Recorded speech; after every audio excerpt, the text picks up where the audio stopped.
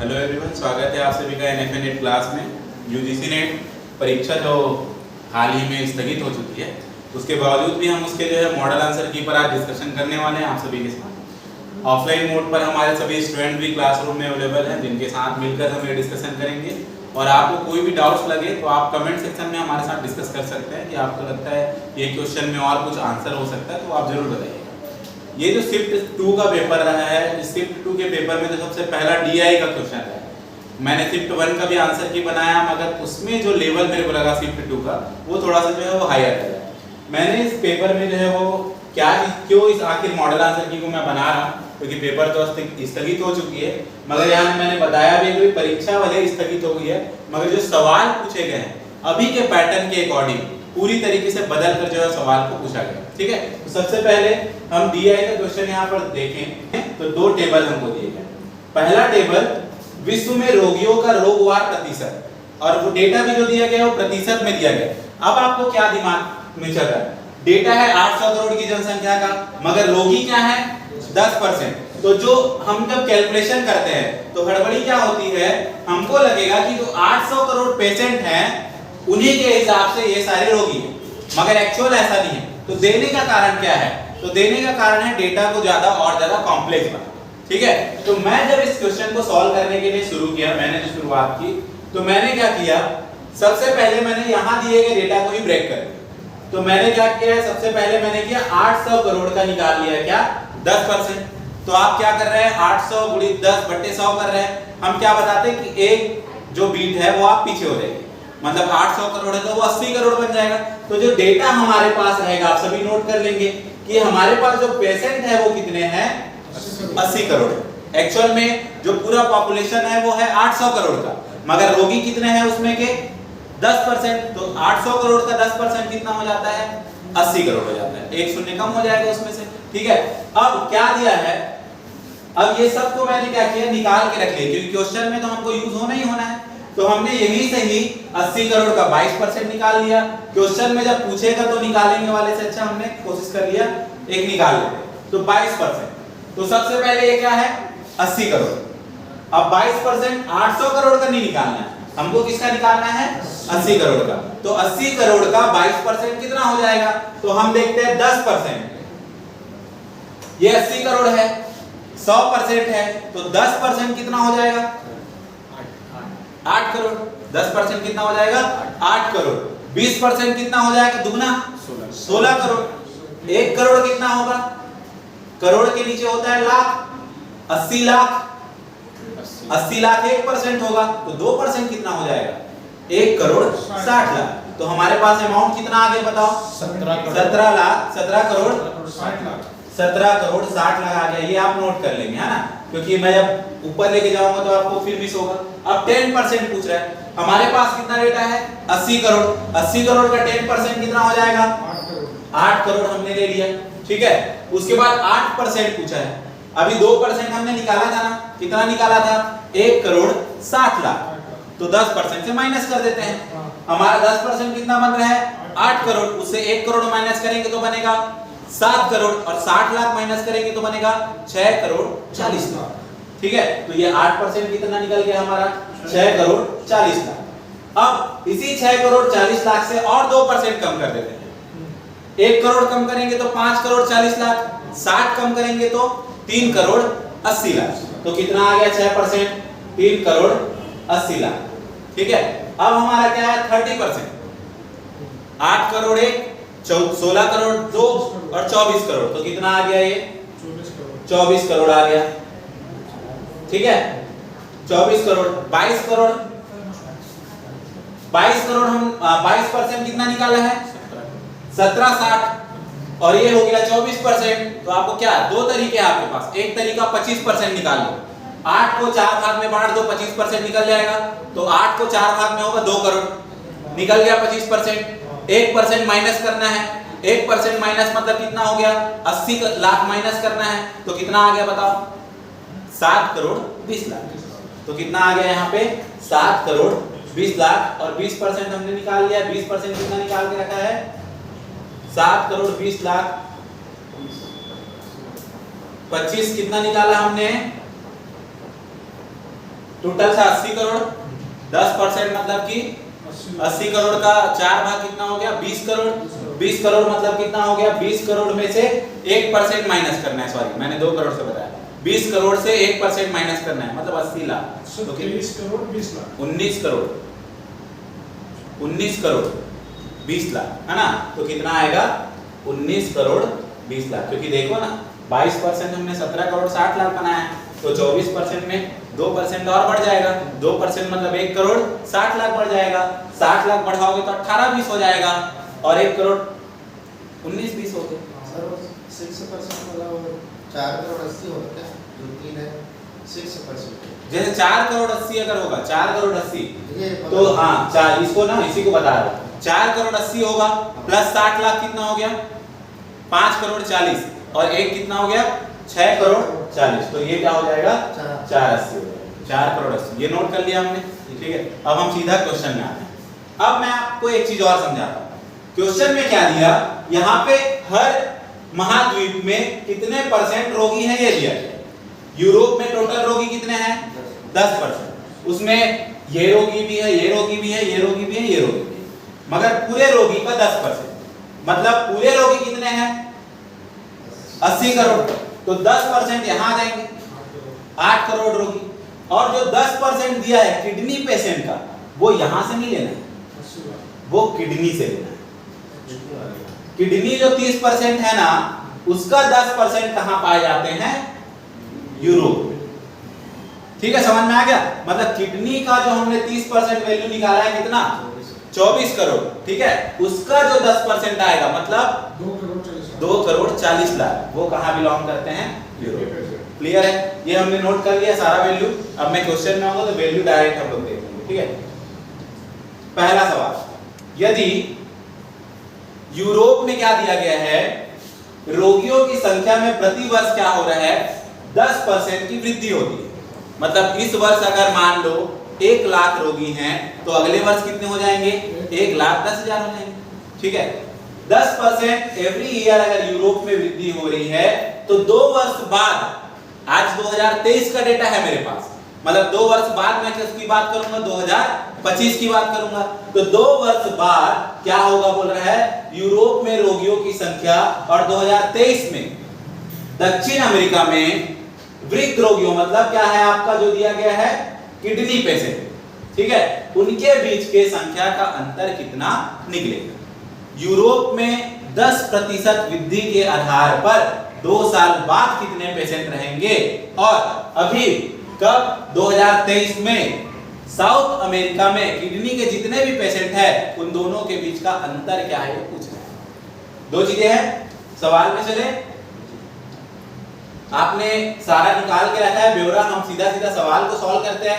सबसे पहली चीज क्या बोला है 10% वृद्धि होगी, अभी रोगी कितने हैं 10% है। अब मैं परसेंट के ऊपर परसेंट लगाऊंगा तो थोड़ा कॉम्प्लेक्सिटी बढ़ जाएगा, आसान करने के लिए हम उसकी वैल्यू लिख देते हैं।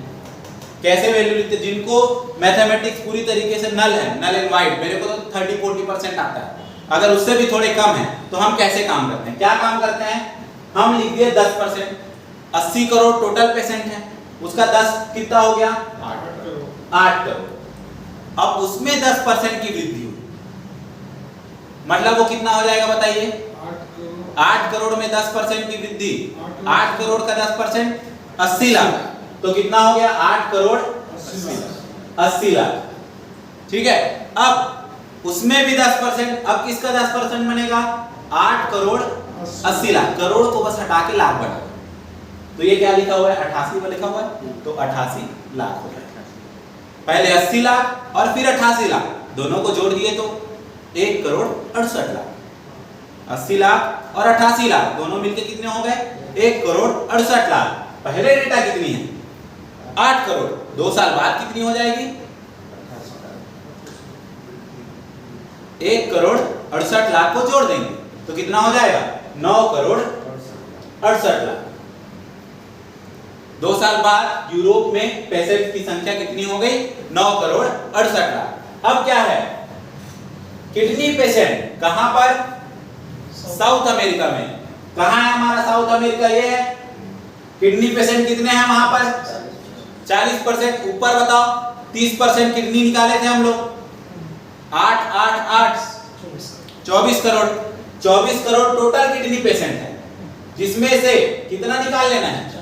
40%। 24 करोड़ का 40% बनाना है, तो 24 करोड़ का 40% क्या होगा?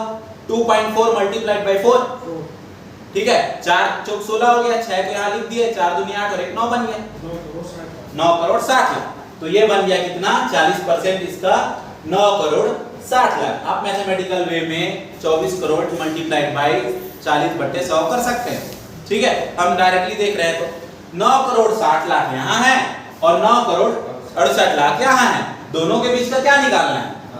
अंतर निकालना है, 8 लाख। तो उत्तर क्या हो गया बताओ?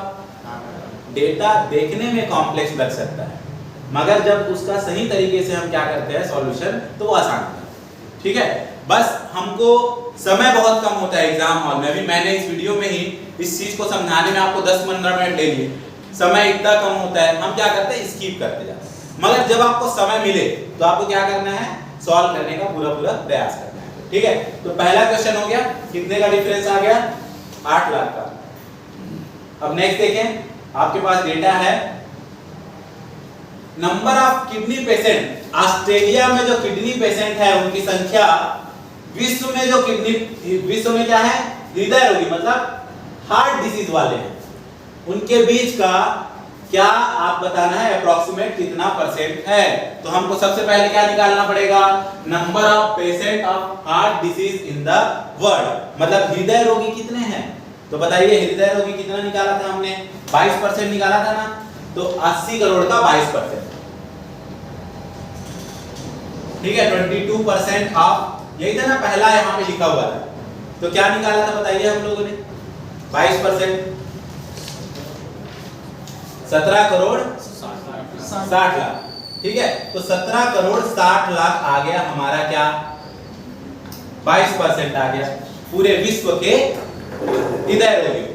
अब किडनी पेशेंट ऑफ ऑस्ट्रेलिया पूछ रहा है, ये हमने नोट कर लिया 17 करोड़ 60। अब हमसे पूछ रहा है किडनी पेशेंट इन ऑस्ट्रेलिया। तो देख लेते हैं, किडनी पेशेंट इन ऑस्ट्रेलिया, ये ऑस्ट्रेलिया है और ये किडनी पेशेंट है, कितने परसेंट? 5%। बताइए कितने किडनी पेशेंट है पूरी दुनिया में? 24 करोड़।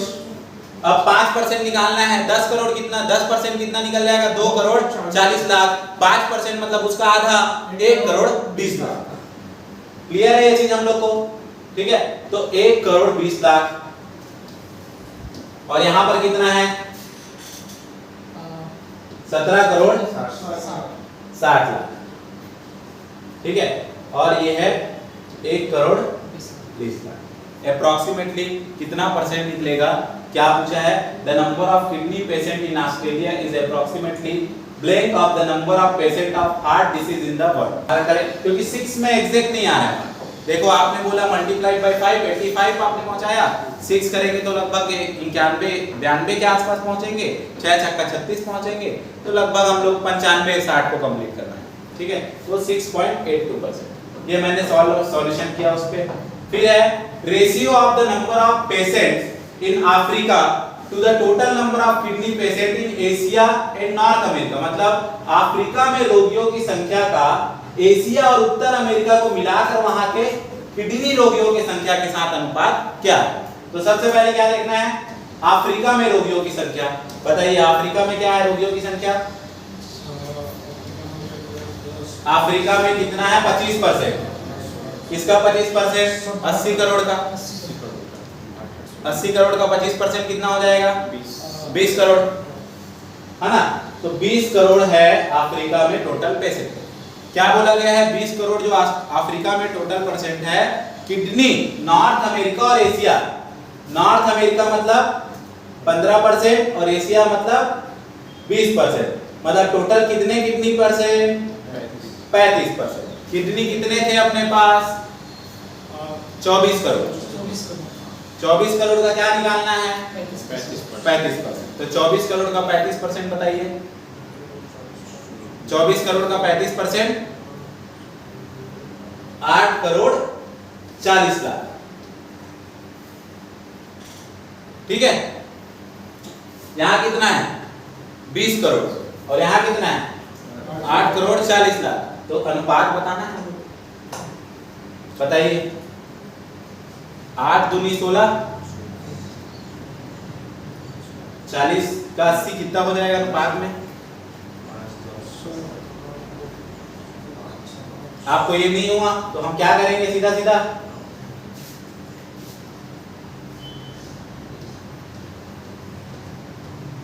इतना नहीं समझ में आया तो सीधा ये लिखे। ऊपर क्या लिखा हुआ है 35% मतलब 8 करोड़ 40 लाख।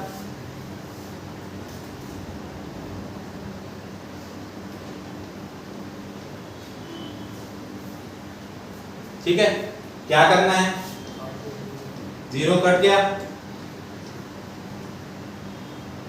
जो वहां एग्जामिनेशन हम दे रहे हैं तो हर कोई एक इक्वल में नहीं है, ठीक है, इक्वल नहीं है। अब ये हो गया 100 और इसका हाफ कितना हो गया 48। अब इसका आधा 50 और इसका आधा और हो सकता है, कितना हो सकता है? 25 12 ये कुछ गड़बड़ थोड़ी हुआ है।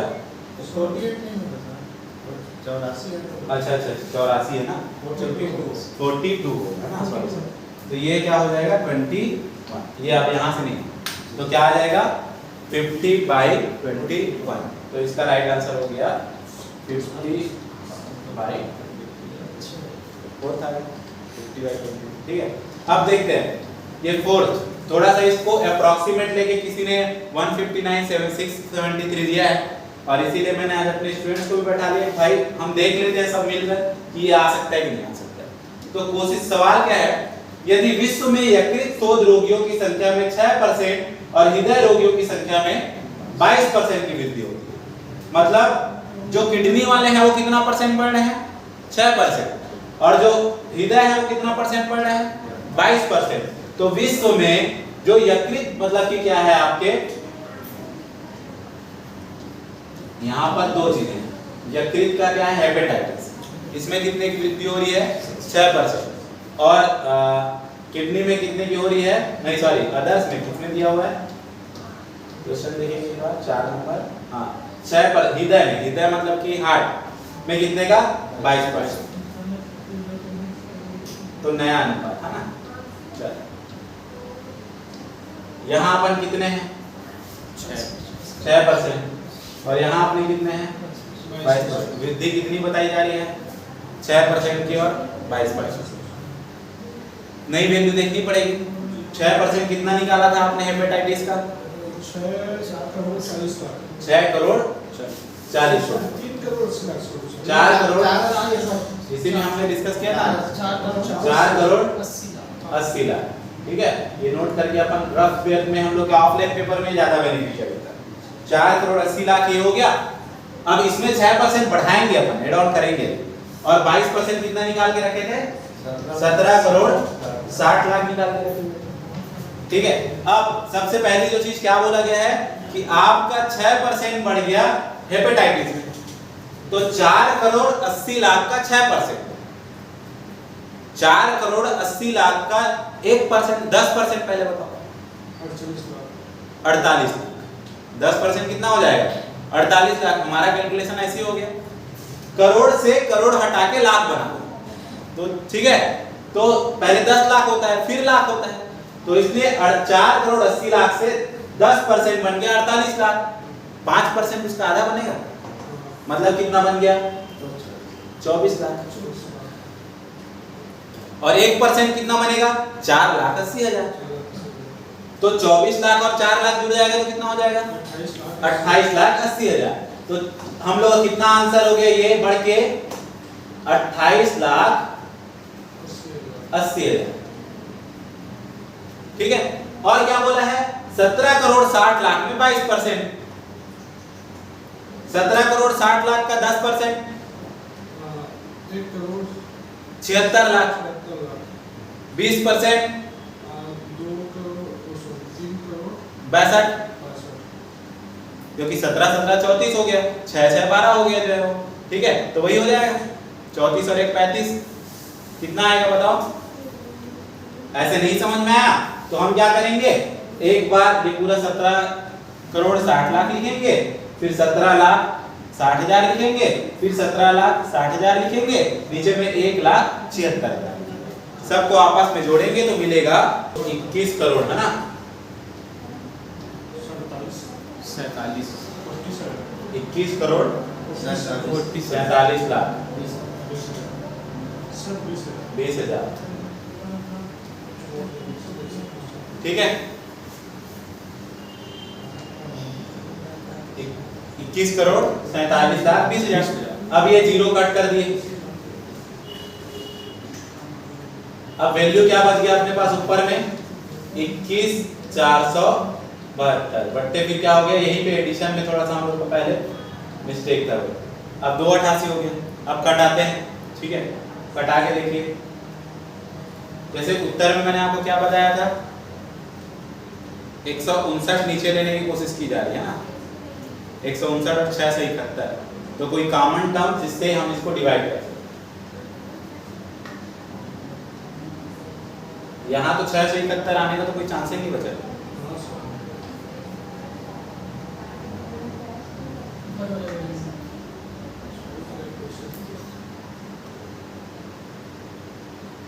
ये अपना कितना था, 10 वाला है ना, 10 बचेगा ये। चलिए आप कटाइए, 6 से 71 है ना, और 159 आएगा ना, 90 से 6 से 71 और ये 159। ठीक है, ट्राई करके अपन फिर एक बार देखेंगे, गलती होगी तो बताइएगा। ये था फोर्थ, ये थोड़ा सा था, वैल्यूज भी करोड़ में है, परसेंट में भी वैल्यू है, थर्ड ऑप्शन। ये हमने देखा। आखिरी सवाल जो पूछा है, यदि दक्षिण अमेरिका में किडनी पेशेंट जो है वो की संख्या 25% कमी होती है, किडनी कितने कम हो जाए दक्षिण अमेरिका में 25%, तो विश्व में कुल किडनी रोगियों की संख्या में कितनी प्रतिशत कमी आएगी? तो सबसे पहले क्या ध्यान दे रहे हैं अपन, दक्षिण अमेरिका। दक्षिण अमेरिका में देखिए, दक्षिण अमेरिका में है 40%, जिसको कितना निकाले, 30% कितना निकाले थे हम लोग, 24 करोड़। ये जो 24 करोड़ है उसका 40% कितना निकाले थे, 24 करोड़ का 40%, 8 करोड़ 40,000। नहीं 9 करोड़ 60 लाख 9 करोड़ 60 लाख 9 करोड़ 60 लाख। ठीक है, अब ये है, इसमें कितने परसेंट की कमी बता रहा है, 25। कितना परसेंट का कमी, 25%, 25% है ना? तो 9 करोड़ 60 लाख का 25% कितना होगा,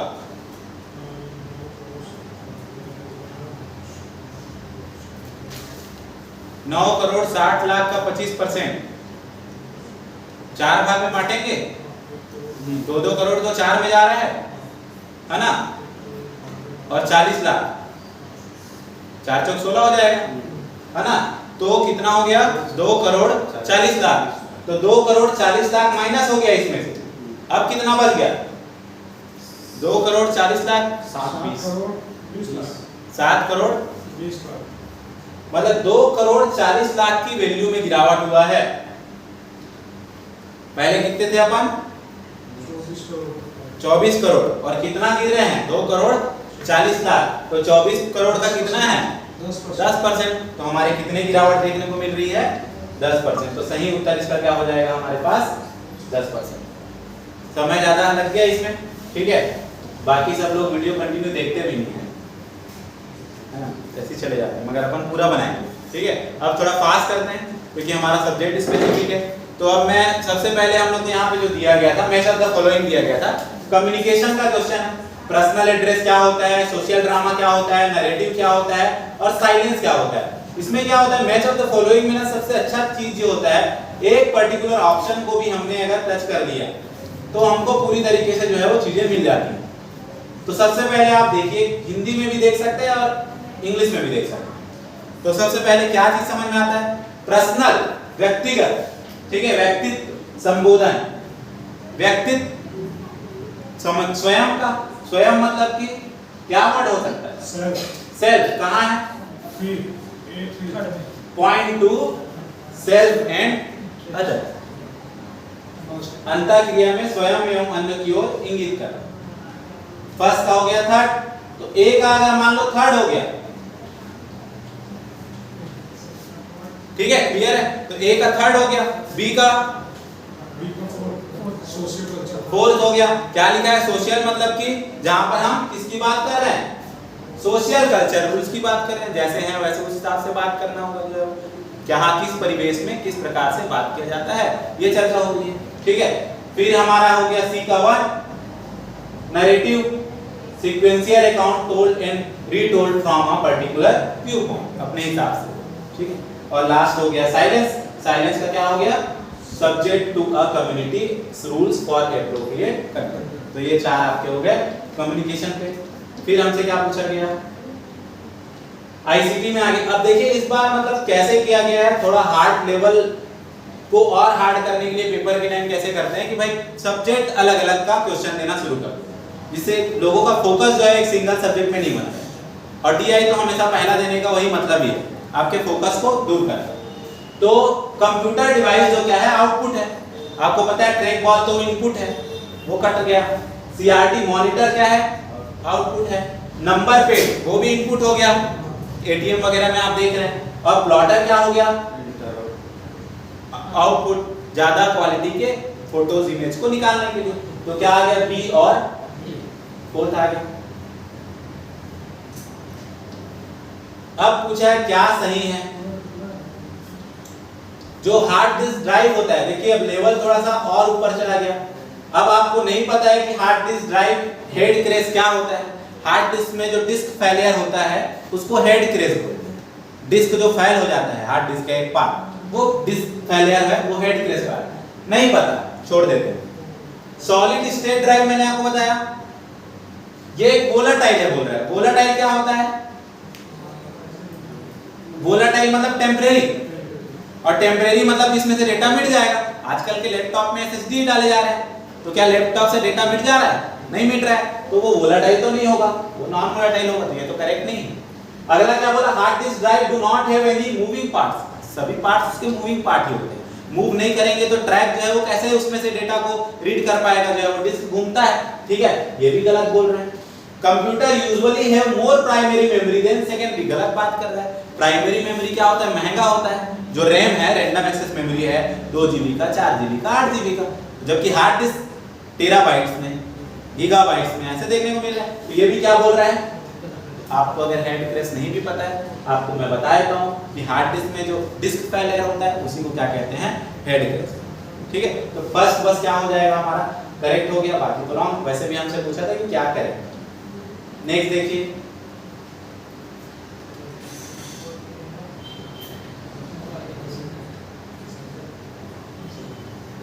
मैकॉले के अकॉर्डिंग क्या पूछा गया है, मैकॉले के अकॉर्डिंग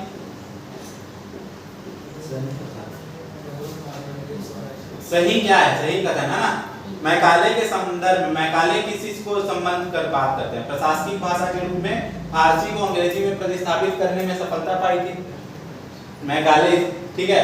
फिर क्या बताया गया है, उसने शिक्षकों के रूप में अंग्रेजी बोलने वाले भारतीयों के प्रशिक्षण को प्रोत्साहित किया था, ठीक है, ये भी है। उपयोगितावादी विचारों से प्रभावित थे। उपयोगितावादी का मतलब होता है किसी चीज को उपयोग करने के लिए प्रदर्शित करने वाला। उपयोगी अधिगम, ये भी वही मतलब है, सबका मतलब। तो ये जो है वो क्या आएंगे आपके सभी हैं। अब ये थोड़ा डीप जाके बात करते हैं मैकाले। और ये जो बात हो रही है वो किस चीज को लेकर हो रही है, टीचर्स के लिए लैंग्वेज बैरियर्स, लैंग्वेज उपयोगिता से संबंधित। तो इसमें जो आपका करेक्ट होगा वो क्या होगा, ए बी सी डी, एकदम यूनिक और फर्स्ट टाइम पूछा गया क्वेश्चन। मास कम्युनिकेशन, तो मैंने आपको टाइप ऑफ कम्युनिकेशन बताया है, इंटर, ठीक है, इंटरपर्सनल, इंट्रापर्सनल, ग्रुप, और क्या बताया, मास। बहुत सारे लोगों से, टेलीविजन, रेडियो, पेपर के माध्यम से जब हम कम्युनिकेट करते हैं तो उसे क्या कहा जाता है, मास कम्युनिकेशन कहा जाता है। तो पूछा क्या गया है कि मास कम्युनिकेशन की विशेषताएं क्या है, क्या क्या है, होमोजीनियस, जैसे बोल रहे हैं। होमोजीनियस का मतलब क्या होता है, एक ही प्रकार के ऑडियंस। तो बताइए, टीवी देखने वाले एक ही प्रकार के हैं क्या? तो पहला हमारा क्या हो जाएगा, एलिमिनेट हो जाएगा। अगर पहला एलिमिनेट हो गया तो ये ऑप्शन भी क्या हो जाएगा, एलिमिनेट हो गया। आप देखिए तीनों ही ऑप्शन में कौन बना हुआ है? डी। तो डी का आना जो है वो क्या है? सही। यूज ऑफ मीडियम, मतलब मीडियम के बिना तो वैसे भी कम्युनिकेशन होता ही नहीं। मीडियम जरूरी है, जिसको हम मास मीडिया कहते हैं। मास कम्युनिकेशन में किस चीज की जरूरत पड़ती है? Mass media. अब बताइए कितना तेजी के साथ ट्रांसमिशन होता है मास कम्युनिकेशन में? कल किसी ने किसी को चप्पल मारा या कल किसी ने किसी को झापड़ मारा, आज पूरी दुनिया को पता चल जाता है। ठीक है, तो रैपिड ट्रांसमिशन ऑफ, अब क्या कॉम्बिनेशन आप बनाएंगे?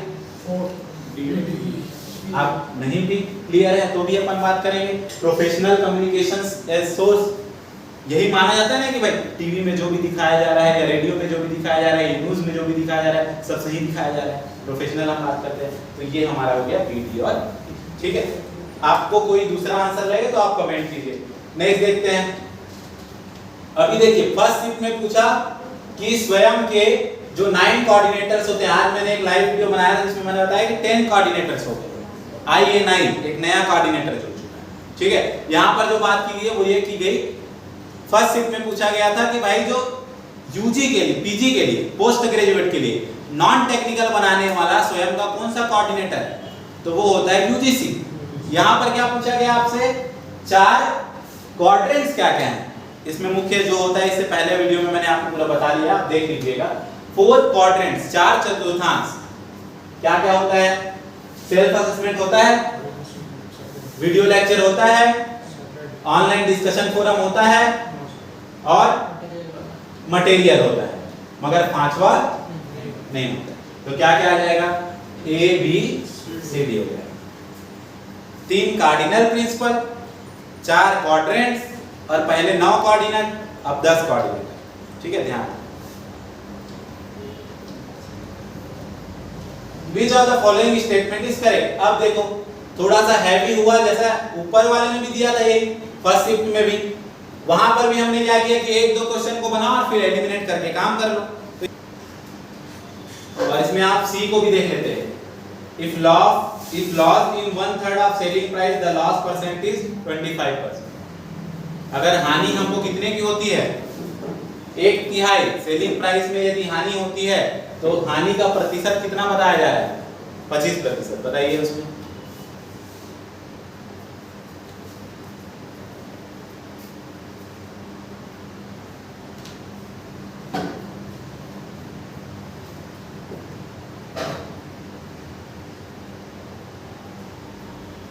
ठीक है, इसमें जैसे कि जो हमने सॉल्व किया था वो ये है 1/3। 3 चीजें होती है, एक होता है लागत, जिसको हम क्या कहते हैं? Cost price. कॉस्ट होता है, कॉस्ट प्राइस में होता है 2 चीज। कॉस्ट प्राइस के बाद हम उसको बेचते हैं, तो बेचने से या तो फायदा होता है या तो क्या होता है? नुकसान। हमने बेचा, बेचने में 1/3 मतलब 3 भाग और 1 भाग, ये क्या है? लॉस है।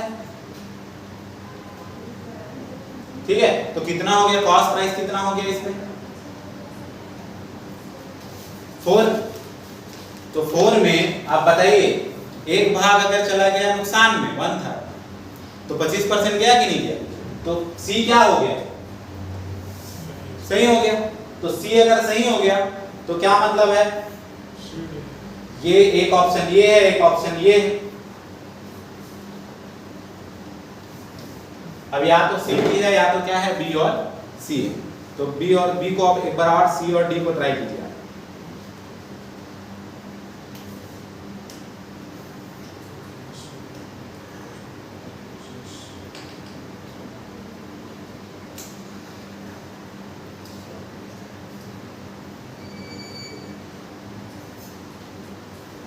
एक डीलर है जो क्या कर रहा है? बोल रहा है सेल कर रहा है अपने सामान को कॉस्ट प्राइस में, बट यूज कर रहा है वेट 900 ग्राम फॉर 1 किलोग्राम में, मतलब 1000 देने की जगह में कितना दे रहा है?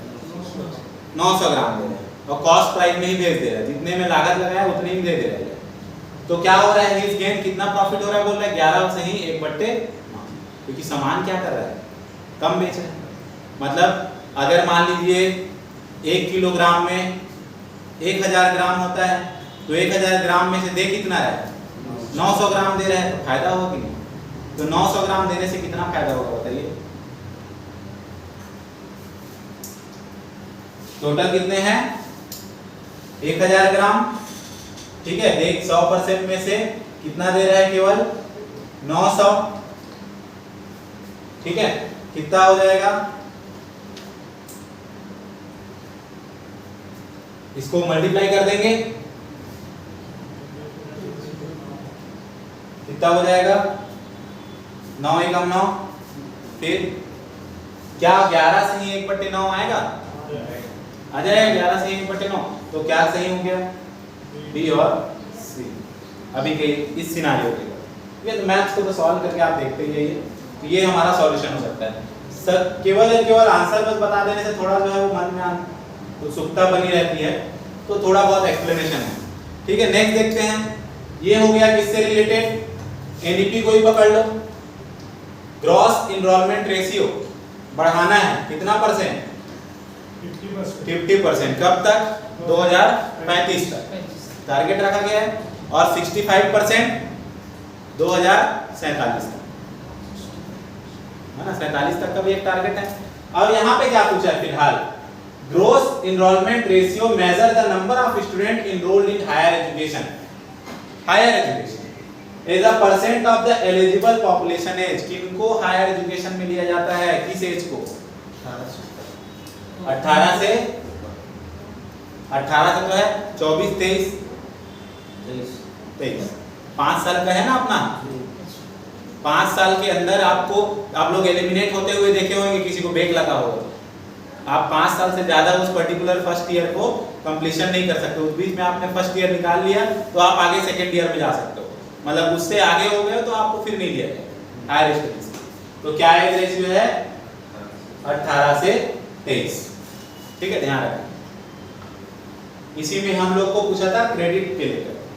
बैचलर्स 4 ईयर का होगा तो क्रेडिट क्या रहेगा? 6 क्रेडिट, है ना। अब इसको देखिए जरा एक बार। स्वयं कोर्सेज हैं और कोऑर्डिनेटर दिए हुए हैं। कौन किस कोऑर्डिनेटर से रिलेटेड कोऑर्डिनेटर अपॉइंट किए हैं? स्वयं ने बताइए क्या क्या किए हैं। IIM बेंगलोर है मैनेजमेंट स्टडी के लिए, NPTEL है इंजीनियरिंग के लिए, NIOS है ओपन स्कूलिंग के लिए, CEC है अंडर ग्रेजुएट नॉन टेक्निकल के लिए। तो क्या आ जाएगा? ABCE, ठीक है, ABCE आ जाएगा। इंटरनल वैलिडिटीज के बारे में कुछ थ्रेड्स हैं और उसको लेकर हमको बताया गया। ये रिसर्च का क्वेश्चन हो गया वैलिडिटी में, है ना। तो क्या क्या चीजें दी गई हैं इसमें से? क्या हमको समझ में आ रहा है?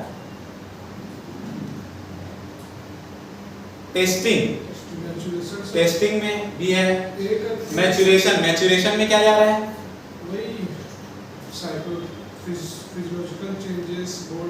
हाँ, तो अपना क्या हो जाएगा उसमें? फेटिकल मतलब क्या हो जाता है? फेटिकल चेंजेस मतलब साइकोलॉजिकल चेंजेस मतलब थर्ड वन, है ना। जब थकान, मनोविज्ञान, ये जो चीजें होती हैं उसी को कहेंगे। तो क्या हो जाएगा? फर्स्ट में मैच्योरेशन मतलब थर्ड। एक अथनी हो गया, चेक कर लेते हैं हम सीधा। लॉक हो गया, A का 3, B का 4, ठीक है। B का 4, B में क्या था अपना? एट्रेशन। जब चेंज इन नेचर, ठीक है, ये वाला पार्ट हो गया। तो ये हमारा लॉक हो गया। 3, B का 4, C का 2, D का 1। और उसमें आगे हम क्या चर्चा करें, ठीक है। आप इसको पेपर में देखिए एक बार। अब ये आ गया हमारा हायर एजुकेशन का क्वेश्चन। अब इतना खतरनाक क्वेश्चन है। यूनिवर्सिटी का एस्टेब्लिशमेंट, हम जिस यूनिवर्सिटी से पढ़े हैं उनके एस्टेब्लिशमेंट याद करने मुश्किल है, मगर फिर भी देख लेते हैं। सबसे पहले SNTT वुमेन्स यूनिवर्सिटी, वो कब हुआ था? 1916 में। क्या है फुल फॉर्म इसका?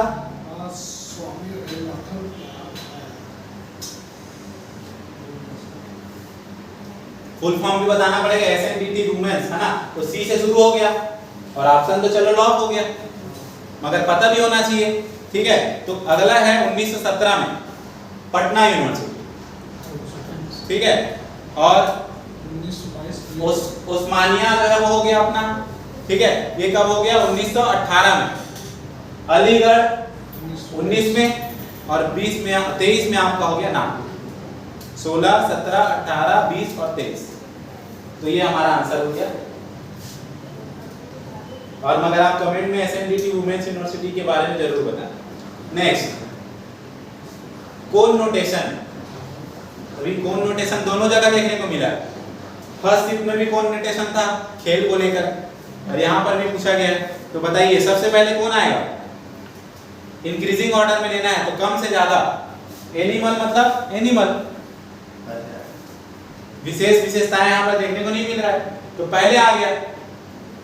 यहाँ भी बी ए पहले है, यहाँ भी बी ए पहले है, मतलब एनिमल फिर डोमेस्टिक एनिमल। आप ज्यादातर एनिमल देख रहे हैं, फिर आप पालते हैं, फिर आप पालना शुरू करते हैं। कहाँ है? और फिर इसके बाद कौन है?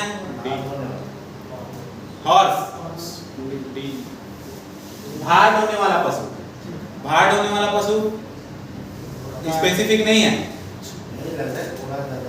घोड़ा ज्यादा स्पेसिफिक है, और सब क्योंकि भार ढोने वाला पशु मतलब गधा हो जरूरी नहीं है, वो बताया नहीं गया है, स्पेसिफाई नहीं किया गया। यहाँ पर स्पेसिफाई किया गया भार ढोने वाला कैसा पशु, चलने वाला, उड़ने वाला, क्या मतलब पशु में तो, और पक्षी तो होगा नहीं, पशु में ही है, ठीक है। मगर वो बाद में पता चलेगा उसकी विशेषताओं के आधार पर। वो बार होता है, कृषि कार्य करने वाले होते हैं, भैंस है, गाय है, उनको भी यूज किया जाता है जो भार धोने के लिए, जब बैलों को जो है वो लेके जाया जाता है ना, तो वो कोई स्पेसिफाई नहीं, तो ज्यादा क्लियर हो गया। तो क्या हो जाएगा? बी ए सी, ठीक है, ये हो जाएगा। अब एसडीजी पूछा है आपको, चलो नहीं पता कि कितना टारगेट है, इससे पहले पूछ दिया था। क्या पूछ दिया था आप लोगों को? मैच ऑफ द फॉलोइंग में शिफ्ट 1 में आपने देखा कि गोल कितने हैं और टारगेट कितने हैं, नहीं पता तो आपको अरेंज करना है। किस ऑर्डर में अरेंज करना है? लोअर से हायर। बताइए सबसे कम क्या होगा? गोल। गोल कितने हैं? 17, तो नंबर ऑफ गोल आपके हो गए। उसके बाद नंबर ऑफ टारगेट, और उस टारगेट को लेकर फिर क्या बनाए गए हैं अचीव करने के लिए? इंडिकेटर्स। कितने इंडिकेटर्स? पहले हैं गोल्स 17, फिर इंडिकेटर्स,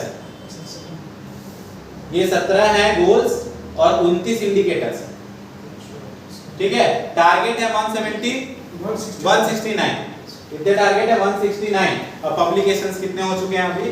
13, 49। अभी इतना अंदर जाने शुरू हो गया। एसडीजी सस्टेनेबल डेवलपमेंट गोल, और एक क्या होता है? मिलेनियम डेवलपमेंट गोल, ये हो गया है। उसके बाद देखते हैं नेक्स्ट वन, रिसर्च डिसर्टेशन के अकॉर्डिंग सीक्वेंस बताना। पहले क्या होता होगा, बाद में क्या होता होगा? ये निबंध में डिसर्टेशन और थीसिस दो चीजें होती हैं। मतलब क्या होता है, डिसर्टेशन किस दौरान हम लोग जमा करते हैं? यहाँ डिप्लोमा कोर्सेज में हमारे मोस्टली जो है यूज होते हैं, ठीक है। और जो हमारा डॉक्टरेट होता है, फिलॉसफी ऑफ डॉक्टर ऑफ, है ना, उसमें क्या होता है? पीएचडी में हमारा मेनली वहां पर हम लोग थीसिस लिखते हैं। तो जो जमाने का क्रम है उसको पूछा गया, करते कैसे हैं रिसर्च, तो उसमें हम इस तरीके से, ठीक है। तो ये हमारा रह गया, सॉरी ये डिस्कशन से ही आंसर निकल जाता है, लास्ट में डिस्कशन करेंगे, पेज डालना। नेक्स्ट देखिए, रिसर्च का ही टॉपिक है, शोध गंगा, शोध शुद्धि से संबंधित है। वैसे ही सवाल है, क्या सवाल दिया गया है? कौन सा डिजिटल प्लेटफॉर्म है मिनिस्ट्री ऑफ एजुकेशन का जो बनाया गया है 3 कंसोर्टियल इनिशिएटिव्स के नाम से? UGC, Infonet, digital library. बताइए क्या है? ई विद्वान पूछा गया था शिफ्ट 1 में।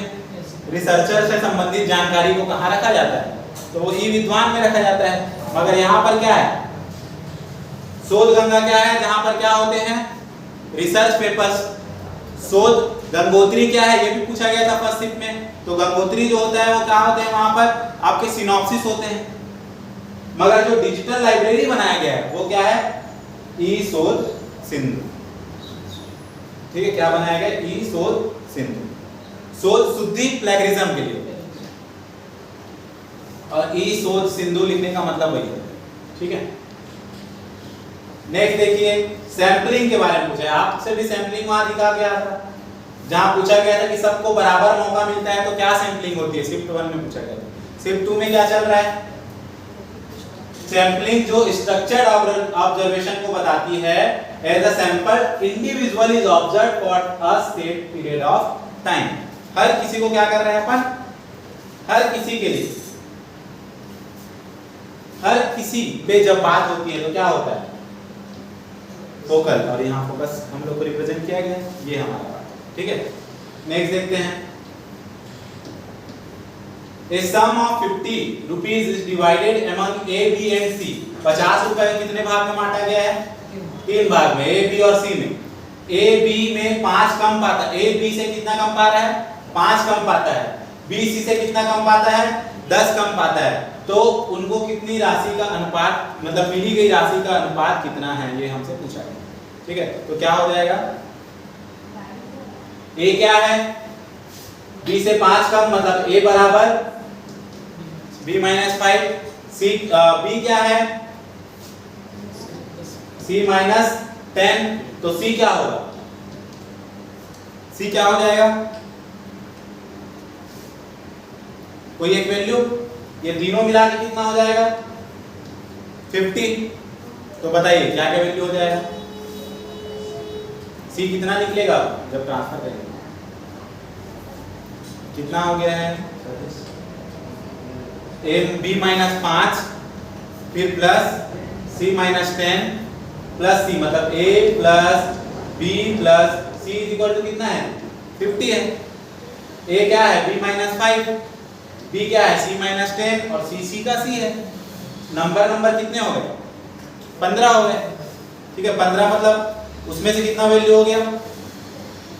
C minus 15 plus C minus 10, और इधर कितना हो गया? C only. तो ट्रांसफर करेंगे तो 10 और 15, 10 और 15 कितना हो जाएगा? 25। तो 25 इधर और कितना हो गया बताइए? 50 है। तो C का वैल्यू कितना आ गया? 25। अब C का वैल्यू 25 आ गया, तो इसका मतलब C से 10 कम, मतलब B का वैल्यू 15, और उससे 5 कम, मतलब A का वैल्यू 10। अनुपात बताइए। 2, 3, 5। तो करेक्ट क्या हो जाएगा हमारा? 2, 3, 5। आइए से प्यूपिल डेवलपमेंट एंड एनवायरनमेंट के अंदर इंटरनेशनल सोलर अलायंस। ठीक है, ये पूछा गया कि हाँ क्यों, मतलब जो किसके बीच में है? कर्क रेखा और मकर रेखा के मध्य। तो क्या हो जाएगा? थर्ड। ठीक है, नेक्स्ट देखते हैं, कॉलेज और उनके फाउंडर। खतरा है हायर एजुकेशन। सर बी राजा राम मोहन राय। सर बी का 3 सर सेकंड हिंदू को सेकंड वाला हाँ, राजा राजा राम मोहन राय का क्या हो जाएगा? हिंदी को कॉलेज। ठीक है, बी का थर्ड। तो बी का थर्ड कहाँ है? ए का 2 अलेक्जेंडर। क्या हो गया? पूना कॉलेज। पूना कॉलेज का क्या हो जाएगा? ए का 2। ठीक है, एल्फिंस्टन हो गया। हाँ, अलेक्जेंडर किसका हो जाएगा? मिशनरी कॉलेज का हो गया। तो ये तो अपने को ये आंसर भी लिखोगे। बाकी अंग्रेजी नाम और एक हिंदी नाम लिख के भी आपको डाउट को पूरा क्लियर कर ही दिया, क्योंकि उसको पता है कि अपन इतना डिटेल में जाके पढ़ते नहीं, मगर लॉजिक तो लगा सकते हैं। HTTP hypertext transfer protocol, SSL what? Secure socket layer, और SMTP simple mail transfer protocol, FTP file transfer protocol. Full form बता दिया, बताइए। HTTP क्या करेगा? Third send TCP/IP। ए का थर्ड, अल्लाह। बी का 2 कैसे? बी का सी का पहला मेल करने के लिए, और बी का दूसरा एन्क्रिप्ट, मतलब सिक्योरिटी और FTP मतलब फाइल को ट्रांसफर करना। फुल फॉर्म भी पता चल गया तो अपन इसको क्लिक कर सकते हैं। ठीक है, ये करेक्ट हो गया। नेक्स्ट देखते हैं 26। थोड़ा खतरा था नंबर सिस्टम में। एक तो नंबर सिस्टम अपने से कन्वर्ट नहीं होता है, कन्वर्ट नहीं होता वो तो ठीक है, उसके बाद क्या कर दिया इसने, छोटा से बड़ा बनाने को दिया। तो हमको क्या करना पड़ेगा, सबको डेसिमल में कन्वर्ट करना पड़ेगा, तब हमको उसका एग्जैक्ट वैल्यू पता चलेगा।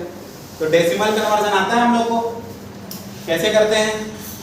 तो एक चलो मान लो के लिए आपको नहीं पता है, एक थोड़ा सॉल्व कर लेते हैं। 8 और b लिखा हुआ है, 8 को 8 लिख दिए, b मतलब क्या होता है 11, 11 लिख दिए। 8 का बाइनरी नंबर क्या होता है बताइए, 1 0 0 0। 11 का क्या होता है 10 11, 10 क्योंकि 10 10 होता है 10 का, है ना। तो 10 11 ये पूरे नंबर बन गए। अब क्या करना है, इसका नंबर पता करना है। कौन सा नंबर पता करना है, डेसिमल पता कर लेते हैं। कैसा नंबर आएगा, ये कौन सा पोजीशन है 1, ये 2, ये 8। 16 में कुछ नहीं है, 32 में कुछ नहीं है, 64 में कुछ नहीं है, कहाँ है 128, 128 2 30, 139। तो इसका वैल्यू कितना आया 139। ये डायरेक्ट कन्वर्जन जो हमने देखा था। 212 8 में दिया है, उसका डेसिमल चाहिए।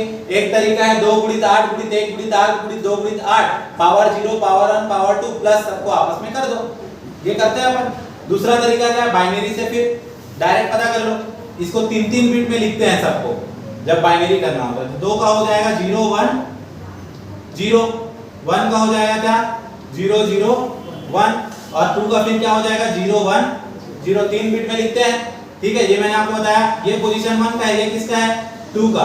4 में कुछ नहीं है, 8 में है, 16 में कुछ नहीं है, 32 में कुछ नहीं है, 64 में कुछ नहीं है। कहाँ है सीधा 128, 128 और 2 130 और 8, तो ये कितना आ गया 138। बी के बाद ए आ रहा है, बी के बाद ए यहाँ भी आ रहा है, बी के बाद वहां भी आ रहा है। देख लेते हैं एक बार। 260 7 में दिया है, अब कैसे करें, तो अब इसको सॉल्व कर लेते हैं अपन डायरेक्ट। 2 गुणित 7 धन 6 गुणित 7 धन 0 गुणित 7, फिर क्या पता है घात लगाओ 0 1 2, फिर क्या करो प्लस कर दो सीधा सीधा। ये खेल इसका खत्म, 0 हो गया। 7 छक्का 42 हो गया, 7 सत्ते 49 दूनी 98, 98 हो गया। 98 2 को फेंको पहले 100 140, इसका कितना आ गया। और इसका खुद का भी देख लो, ये कौन सा पोजीशन है, 1 में 2 में कुछ नहीं है, 4 में है, 8 में है, 16 में नहीं है, 32 में नहीं है, 64 में नहीं, कहाँ है सीधा 128, 128 और 129, 129 4 133, 133 4 141। सबसे पहले क्या आ गया डी, डी फिर सी फिर ए फिर बी। ठीक है, तो नंबर सिस्टम का एक सवाल रहता ही है, फर्स्ट शिफ्ट में भी था, यहाँ भी है। ठीक है, नेक्स्ट देखते हैं। अब ये आ गया classical Indian school of logic, न्याय स्कूल के बारे में बात कर रहा है। अब बताइए मेरे को, न्याय में कितने प्रोपोजिशन और कितने, न्याय पढ़ा ना हमने, न्याय तो टर्म कितने होते हैं और प्रोपोजिशन कितने होते हैं। टर्म्स तो 3 होते हैं ना, टर्म्स कितने होते हैं 3। क्या क्या होते हैं, middle term, major term, minor terms, यही होता है। तो 3 टर्म्स हो गए, और 3 टर्म्स हो गए, और क्या हो जाएगा, प्रोपोजिशन कितना है 5। क्या क्या है, फर्स्ट शिफ्ट में भी ये पूछा गया। ठीक है, क्या है, आखिर में प्रतिज्ञा चढ़ाना है, उदाहरण देना है, क्या क्या करना है, हेतु है, बताइए याद कीजिए। चलिए 5 जो प्रोपोजिशन होंगे और 3 आपके क्या होंगे टर्म्स। तो बी और सेम क्वेश्चन था एकदम, उसमें भी लगभग ऐसे ही क्वेश्चन था, उसमें लिख के दिया था विद 5 प्रोपोजिशन एंड 3 टर्म्स। अब देखिए नेक्स्ट, अब ये है अपना रीजनिंग ही, सभी नंबर्स का अपना अक्षर का नंबर पता करना है और सभी को आपस में जोड़ देना है। तो बी मतलब 2, O मतलब इजोटी में O, EJO 15 है ना, L मतलब JKL मतलब 12 है ना, और T मतलब कि 20। टोटल कितना हो गया?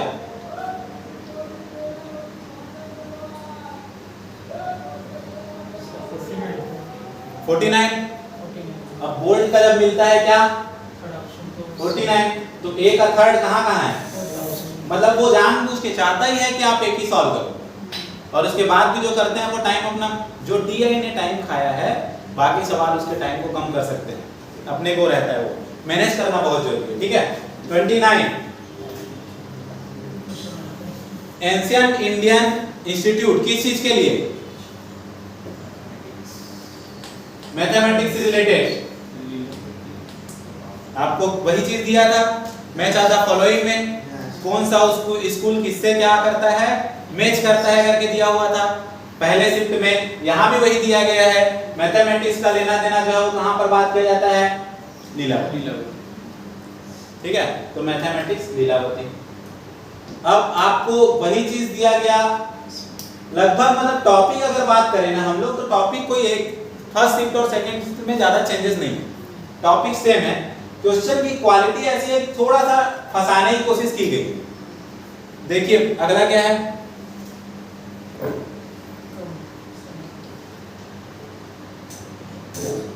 निम्नलिखित में से कौन सा सर्वाधिक कम समय तक अस्थिर वायु या जल प्रदूषक है? कम समय वाला। स्मॉग तो बहुत लंबे समय वाला हट गया, उसमें एक आपको पूछा भी था, स्मॉग है, वोलेटाइल ऑर्गेनिक कंपाउंड है, और इसका भी फुल फॉर्म पूछा था कि पॉप का फुल फॉर्म क्या होता है, शिफ्ट 1 में पूछा गया था। परसिस्टेंट ऑर्गेनिक पॉपुलेशन होता है। ये सब मुख्यतः किस चीज के लिए जाने जाते हैं?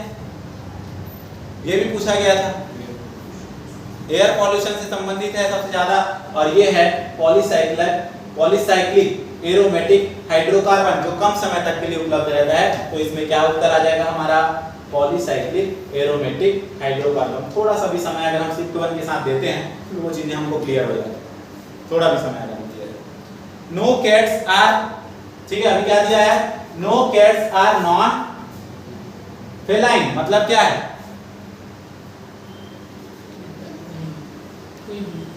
इसके लिए क्या बताना है? Logically equivalent. तो लॉजिकली इक्विवेलेंट क्या होगा जी? नो फेलाइंस आर कैट्स होगा क्या? नहीं होगा। पहली चीज इसमें क्या नहीं होता है, इसमें अगर उत्तर होता तो एक हो सकता है no cats are feline, no, ये नहीं होगा, ऑल में कन्वर्ट होगा, क्योंकि इधर का नॉन है उसको भी नो करना है, तो दोनों नो होंगे तो दोनों पॉजिटिव में करना है, तो ये पॉजिटिव में करने पे ये है निगेटिव, ये हो जाएगा ऑल कैट्स आर। यही चीज मैंने शिफ्ट 1 में बताया था, इसके और क्या आंसर हो सकते हैं, जबकि मैंने उसका शिफ्ट 2 का पेपर जो है वो नहीं दिया। All subject are predicate, no subject are predicate जब दिया रहता है तो नो प्रेडिकेट आर सब्जेक्ट एक हो सकता है, no subject are non predicate हो सकता है, और ऑल सब्जेक्ट्स आर प्रेडिकेट हो सकता है। इसको ध्यान रखें, ये 3 रूल शिफ्ट 1 वाले वीडियो में मैंने आपके साथ शेयर किया। तो क्या हो जाएगा इसका answer? All cats are feline. ठीक है, नेक्स्ट देखते हैं, बस 18 क्वेश्चन है, थोड़ी जल्दी से।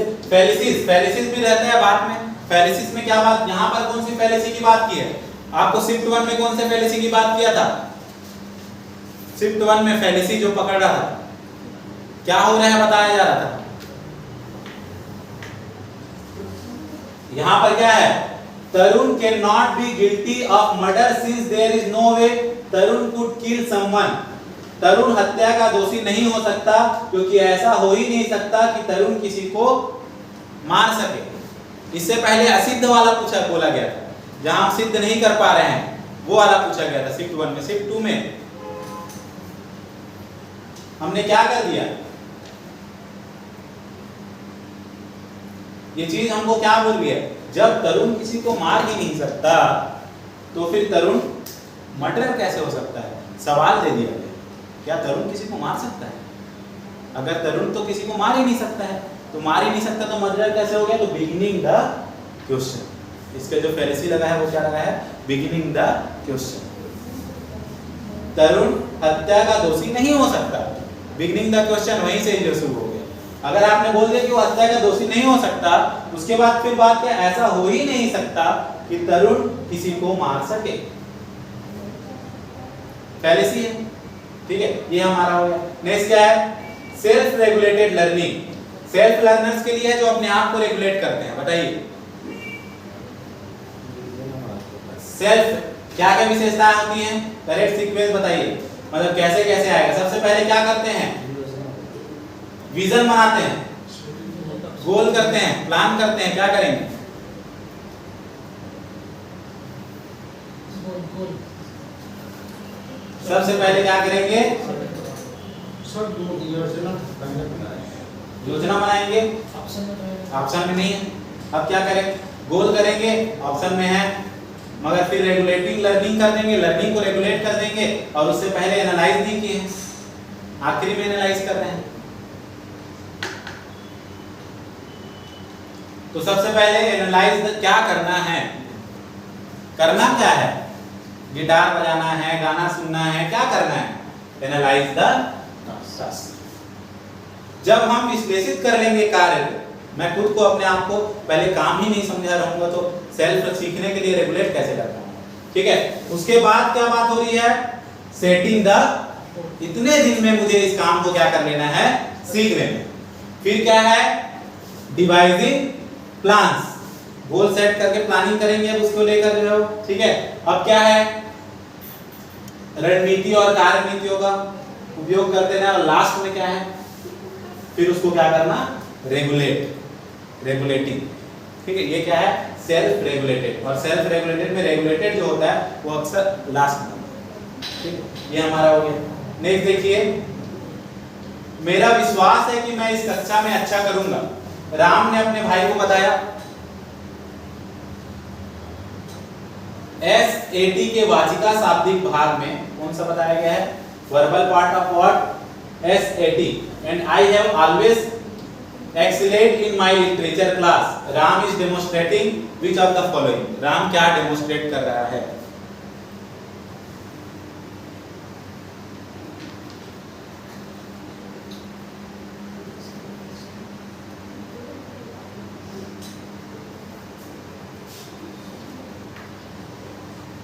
SAT के वाचिक शाब्दिक भाग में मैंने पूर्ण अंक प्राप्त किए हैं, मतलब मैं उसमें 100 में से 100 लाया हूं, और मैंने सदैव अपने साहित्य विषय की कक्षाओं में क्या किया है, उत्कृष्ट, मतलब अपने लिटरेचर के बारे में क्या बता रहा है,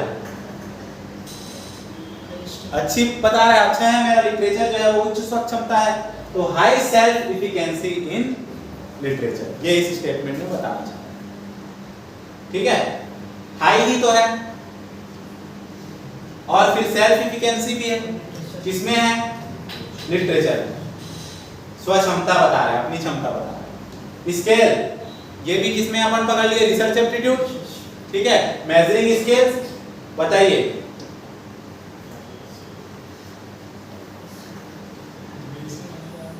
scales of measurement which would allow ranking of observation, जो रैंकिंग लेता है। रैंकिंग में क्या क्या आएगा, BCD, ऑर्डिनल और इंटरवल और बेसिक। बट नॉमिनल क्या होता है, वो रैंकिंग नहीं, फर्स्ट स्टेप है केवल, है ना, 4 होते हैं, तो लोवेस्ट लेवल कौन है, नॉमिनल, उसके बाद लेवल हाई होते हैं, ऑर्डिनल, इंटरवल और फिर रेशियो। सबसे हाई कौन होता है, रेशियो, तो B, C और क्या आ जाएगा, D। इसका टेबल शेयर्ड है ऑलरेडी, है ना, उसमें भी दिया हुआ।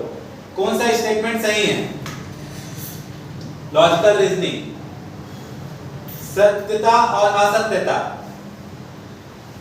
क्या है, व्यष्टिक प्रतिज्ञापियों के गुण हैं। जो ट्रुथ और फॉल्सहुड है वो एट्रीब्यूट है इंडिविजुअल प्रोपोजिशन। तो कोई भी प्रोपोजिशन क्या हो सकता है, या तो सही हो सकता है या तो गलत हो सकता है। ट्रूथ और फॉल्स को बताता है वो फॉल्सहुड, ठीक है, तो वो सही है, ए सही है। फिर क्या है, ये आपके फर्स्ट में भी था, वैलिडिटी के never apply to single proposition. क्या वैलिडिटी सिंगल प्रोपोजिशन पे अप्लाई की जा सकती है, नहीं की जा सकती है। जब तक मल्टीपल नहीं होंगे तब तक वैलिडिटी नहीं बताई जा सकती है। तो बी भी आपका जैसे बी का अगर है never apply to any single, सही कह रहा है। सी में बताइए valid argument of all of its premises have been true. यदि दिया गया प्रीमाइस सही है तो उसके सभी आर्गुमेंट क्या हो जाएंगे, वैलिड आर्गुमेंट हो जाएगा। कह रहा है ऐसा कोई जरूरी है क्या? नहीं, ये क्या होता है, that means guarantee the conclusion will be true, ये कहता है। तो ये क्या हो गया, गलत। वैलिड डिडक्टिव आर्गुमेंट ये क्या कहता है, all true premises and a false conclusion can not, because क्या, यदि डिडक्टिव आर्गुमेंट है तो हमने क्या पढ़ा है, यदि प्रीमाइसेस सभी सही हैं तो कंक्लूजन हमेशा क्या होगा, सही होगा। तो ये भी सही है क्योंकि कैन नॉट लिखा होगा। क्लियर? तो क्या सही हो गया, ए, बी और डी। है आसान, बस ये है कि बहुत ज्यादा है तो थोड़ा सा लगता है कि लेंथी है। नेक्स्ट देखते हैं fraction, same question part shift 1 में भी आप डिवाइड कीजिए, फ्रैक्शन निकालिए तो आपको मिल जाता है। मैंने फ्रैक्शन निकाला है इसका, और मैंने जो फ्रैक्शन निकाला है वो है 0.82 डिवाइड करके, इसको मैंने निकाला है 0.846, सॉरी 0.846 निकाला है, ये 2 है। 7/9 का निकला हुआ है 0.7 और इसका निकला हुआ है 0.842। तो बताइए क्या ऑर्डर में जमाना है, छोटा पहले, तो सबसे पहले क्या आ गया, सी, फिर ए आ गया, फिर डी आ गया, सी, ए, डी और बी। ठीक है। Around 1945 who develop the idea of stored program computer, 1945 के आसपास किसने डेवलप किया था कि प्रोग्राम को स्टोर कर सकते हैं कंप्यूटर में, डेटा की मेमोरी में, ये पूछा गया। तो किसने किया था? हाँ नहीं, तो सीपीयू भी है।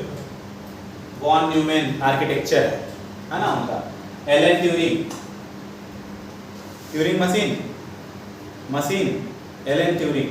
ठीक है। Charles Babbage father of computer, Tim Berners Lee www internet, HTML, Alan Turing. ठीक है। Data memory, Turing machine, Turing test, ये जो सारी चीजें हैं वो इनके द्वारा की। जॉन वॉन न्यूमैन में भी आर्किटेक्चर की जिक्र होती है ना, फिर डेटा मेमोरी और प्रोसेसर के बीच संचालित होगा, वो आर्किटेक्चर अलग रिप्रेजेंट है। वॉन न्यूमैन आर्किटेक्चर एक सीपीयू के बारे में बताया गया, सीपीयू आर्किटेक्चर। ठीक है, ये हो जाएगा। इसमें देखिए solar thermal energy collectors, solar thermal energy collectors, इसमें क्या आ जाएगा,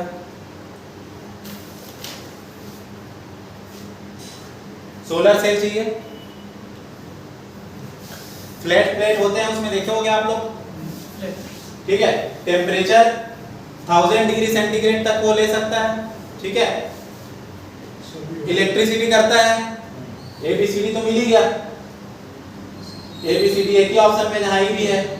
डिश कलेक्टर, ये भी आपने सुना हुआ है, जहां 2000 डिग्री सेल्सियस, और ये सही है तो ये भी सही है 1000 degree, all are correct. Solar energy से रिलेटेड क्वेश्चन है ये कहां से आ गया, रिन्यूएबल एनर्जी के अंदर solar energy. A culture which is not touched by communication of alphabetic writing is known as a culture of। वर्णमाला लेखन में संचार के स्पर्श रहित संस्कृति निम्न में से किस संस्कृति के रूप में जाना जाता है? क्या जाना जाता है? इसको जाना जाता है प्राथमिक मौखिकता, जो क्या लेखन के संचार में स्पर्श रहित। ठीक है, मौखिकता ही होगा, ओरली साक्षरता, वो सिमिलैरिटी की बात हो जा रही है। ठीक है। 500 मीटर लंबी ट्रेन रनिंग कर रही है, स्पीड क्या है उसकी 100 मीटर प्रति सेकेंड। ठीक है। क्रॉस कर रहा है टनल को कितने सेकेंड में, 10 सेकेंड में। तो टनल की लंबाई कितनी है ये हमको बताना है। तो क्या क्या दिया हुआ है हम लोग को, क्या निकालना है हम लोग को, एक तो फॉर्मूला क्या क्या दिया है, स्पीड दिया है, speed is equal to distance upon क्या होता है, टाइम, मतलब कि गति बराबर दूरी बट्टे समय। क्या क्या दिया हुआ है, हमको कोई वैल्यू क्लियर है यहाँ पे? हम मान के चलते हैं टोटल वैल्यू 100 मीटर ना, इसको फॉर्मुलेट करें तो क्या हो जाएगा 100 किसकी मतलब कितना दिया हुआ है 100 मिली सेकेंड है ना स्पीड, तो यहाँ कितना आ गया 100 और कितना दिया हुआ है length of train plus length of tunnel, दोनों को देखना पड़ेगा ना डिस्टेंस में। लेंथ ऑफ ट्रेन कितना दिया हुआ है 500 मगर टनल का लेंथ दिया है क्या नहीं। तो प्लस कर देते हैं length of tunnel divide by time कितना दिया है 10 सेकंड। अब आप एक तरफ लेके काम करेंगे तो कितना आ जाएगा 500 मीटर, कितना आ जाएगा 500 मीटर, 500 आया था। नेक्स्ट देखते हैं employment of classroom technology needs clarity with regarded to, employment of classroom technology needs clarity with regards to, किससे रिलेटेड क्लैरिटी चाहिए? जो मैसेज दे रहे हैं इंस्ट्रक्शनल मैसेज जो दे रहे हैं मतलब अनुदेशन संदेश वो क्लियर होना चाहिए कि नहीं होना चाहिए। फर्स्ट तो क्लियर हो गया। कोर्स जो हम कर रहे हैं ठीक है उसकी ऑब्जेक्टिव की बात हो रही है और क्या है क्लैरिटी, एम्प्लॉयमेंट ऑफ क्लासरूम की क्लैरिटी से रिलेटेड और वो भी कैसी क्लैरिटी टेक्नोलॉजिकल। तो टेक्नोलॉजी से रिलेटेड क्या हो गया टेक्नोलॉजी वाला तो हो ही गया, ए आ गया और क्या आ गया ए आ गया इंस्ट्रक्शनल सॉरी टेक्नोलॉजिकल कॉम्पिटेंस बोल रहा है सक्षमताएं और ये क्या बोल रहा है need classroom technology needs clarity. ये हो गया एक्सपीरियंस ऑफ फेलियर, कितना ज्यादा हम उसमें क्या हो रहा है फेल हो रहा है और इंस्टीट्यूशनल ईडी तो आ गया एडी कहां है ये थोड़ा सा है थोड़ा डाउटेबल भी है मेरे को, एक बार आप सर्च कीजिए मैंने एडी लिया। सिस्टमैटिक एलिमिनेशन ऑफ एक्सट्रानियस वेरिएबल कितने कितने प्रकार के होते हैं डिपेंडेंट इंडिपेंडेंट दोनों के बीच में करने वाला काम दोनों के बीच का जो संबंध बनाता है इंटरवेनिंग और जो बाहर से प्रभावित करता है एक्सट्रानियस variable The systematic elimination of extraneous variable other than those you are interested in can be achieved in कौन प्रकार किस प्रकार के रिलेशन में अचीव किया जाता है एक्सपेरिमेंटल जो कि वेरिएबल्स का मैनिपुलेशन ठीक है करना ऑब्जर्वेशन करना कंट्रोल करना ये सब कहां पे बात की जाती है एक्सपेरिमेंटल में। क्वालिटेटिव क्वांटिटेटिव वाला चीज है कोरिलेशनल वेरिएबल्स के बीच का रिलेशन देखने के लिए होता है। लॉन्गिट्यूडिनल जब एक से ज्यादा बार हम क्या करते हैं अध्ययन के दौरान डेटा को इकट्ठा करते हैं तो वो लॉन्गिट्यूडिनल होता है और एक क्या होता है क्रॉस सेक्शनल। ये सब टाइप्स ऑफ रिसर्च के होते हैं। फिर देखिए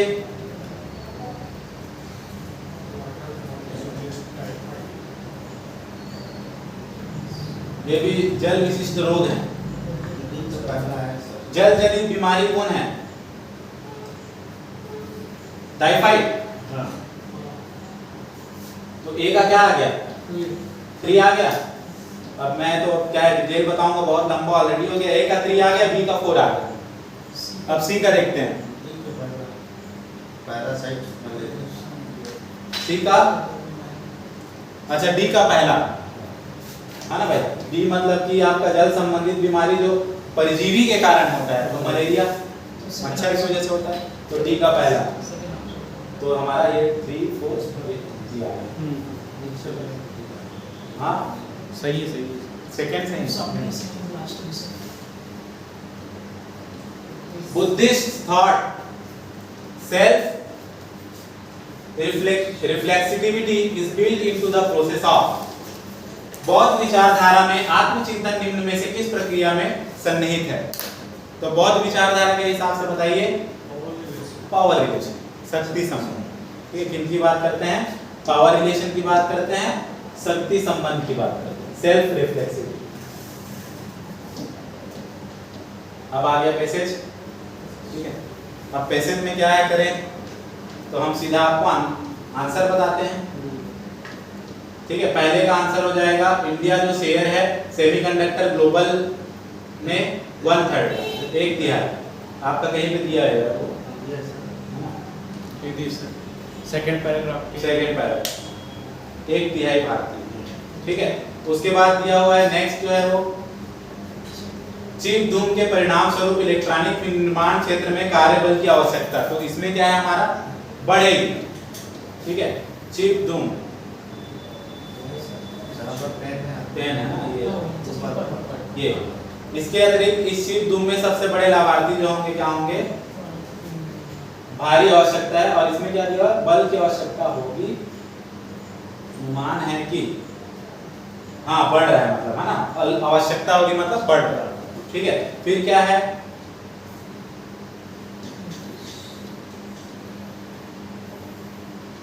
सेमीकंडक्टर के घरेलू क्षेत्र में अतिरिक्त प्रतिभावान व कुशल कार्यबल की आवश्यकता निम्न में से किस किस द्वारा उत्पन्न की गई है।